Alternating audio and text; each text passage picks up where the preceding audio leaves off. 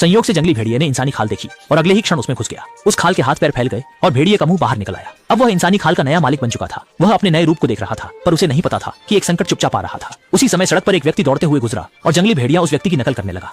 आसपास के लोगों की अभिव्यक्ति और व्यवहार को देखा, टाई ठीक की और फिर ऑफिस बिल्डिंग में प्रवेश किया। जब उसने देखा कि अन्य लोग आवेदन पत्र भर रहे हैं तो उसने भी वैसे ही भर दिया, लेकिन यह नहीं सोचा था कि वह साक्षात्कार में सफल हो जाएगा। और भी अजीब बात यह थी कि वह करियर में लगातार पदोन्नति और वेतन वृद्धि करता गया। उसने न सिर्फ सीयूजे में महत्वपूर्ण पद पाया, बल्कि एक धनाढ्य और सुंदर स्त्री से शादी भी कर ली और अपने जीवन की छोटी पर पहुंच गया। अपने लग्जरी बंगले को देखकर उसका दिल खुशी से भर गया और उसने अपने भेड़िए की प्रकृति को प्रकट करते हुए घास पर निर्द्वंद्व रूप से दौड़ लगाई। हालांकि एक काम लंबे समय में नीरस हो जाता है। जब उसने दीवार पर जानवरों की तस्वीरें देखी तो उसे अपने भेड़िए का समय याद आने लगा।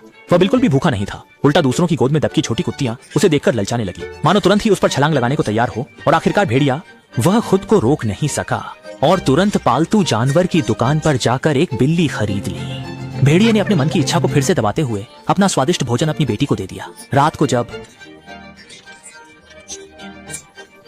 शरीर ने तुरंत प्रतिक्रिया दी और एक ऊंची छलांग ने सहकर्मी को पल भर में गिरा दिया। यह देखकर सभी लोग हैरान रह गए और उसकी वह बालों वाली भेड़िए की मुंह भी दिखाई देने लगी। उसने महसूस किया कि उसकी पहचान उजागर हो गई है और वह डर के मारे तुरंत भाग निकला। लेकिन घर वापस आने पर उसकी भेड़िए के पंजे भी अनजाने में दिखाई दे गए, जिससे उसकी पत्नी डर गई। वह पूरी कोशिश कर रहा था कि अपनी पत्नी को समझा सके, लेकिन पत्नी को कुछ समझ नहीं आया। मजबूरी में उसने फैसला किया कि अब और नाटक न करे। बड़ी कठिनाई से इंसानी चेहरे का मुखौटा फाड़ दिया और फिर से भेड़िए के रूप में लौट आया और अनायासी भेड़िए की तरह चिल्ला उठा।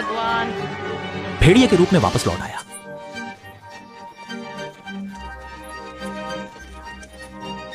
इसके बजाय कई पेड़ हैं। इंसानों के बीच भटकता हुआ भेड़िया जान गया कि उसके पास कहीं जाने की जगह नहीं है और वह वहीं खड़ा रह गया। अचानक एक कार तेजी से निकली और उसे टक्कर मारकर मार डाला। यह देख लोग डर से सहमे, फिर आराम से हंसने लगे, क्योंकि मूर्ख भेड़िया मर चुका था और उनका छुपा हुआ अस्तित्व उजागर नहीं होगा। फिर से कंपनी में काम किया जा सकता था। अंत में क्या आपने इस कहानी के गहरे अर्थ को समझा?